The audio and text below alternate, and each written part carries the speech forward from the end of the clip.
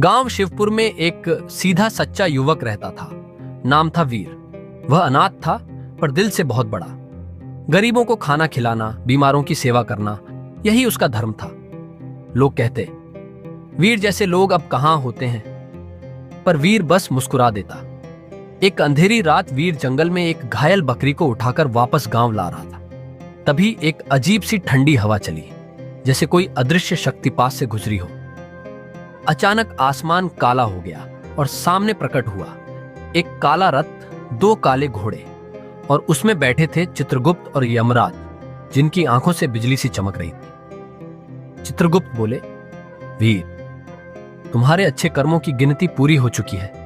अब तुम्हारी आत्मा की परीक्षा होगी। चलो, यमलोक में तुम्हारे भाग्य का फैसला होगा। वीर चौंका, मैं मरा नहीं हूं, फिर भी यमलोक? यमराज गंभीर स्वर में बोले, यह आम यमलोक नहीं, यह मायावी यमलोक है।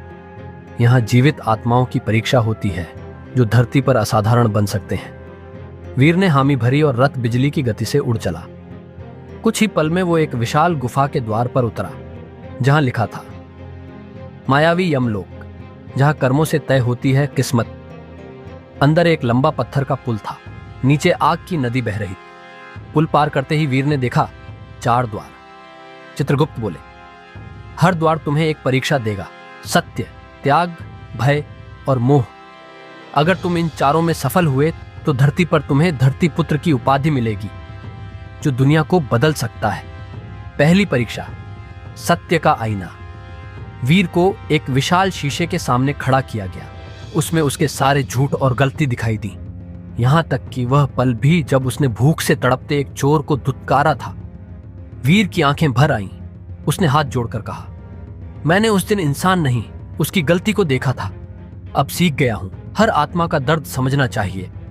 आईना टूट गया। परीक्षा पास। दूसरी परीक्षा, त्याग की आग। अब वीर को एक थाली में अपना सबसे प्रिय स्मृति चिन्ह रखने को कहा गया। वह था उसकी मां का कड़ा, जो आखिरी निशानी थी। वह कांपा, पर फिर मुस्कुराया। अगर किसी भूखे को रोटी मिल जाए तो मां का प्यार और भी मजबूत हो जाएगा। त्याग की अग्नि शांत हो गई। तीसरी परीक्षा, भय की गुफा। वीर को अब एक अंधेरी गुफा में भेजा गया, जहां डरावने प्राणी, आत्माएं और आवाजें थीं। वह कांपा नहीं, बस आंखें बंद करके बोला, जो सच्चा है उसे डर नहीं लगता। अचानक रोशनी फैली और प्राणी गायब हो गए। वीर सफल। चौथी परीक्षा, मोह की माया। अब एक परी आई, सुंदरता से भरी मोहक आवाज में बोली, वीर, मेरे साथ चलो, तुम्हें जीवन भर सुख मिलेगा, महल मिलेगा, शक्ति मिलेगी। बस इन परीक्षाओं को छोड़ दो।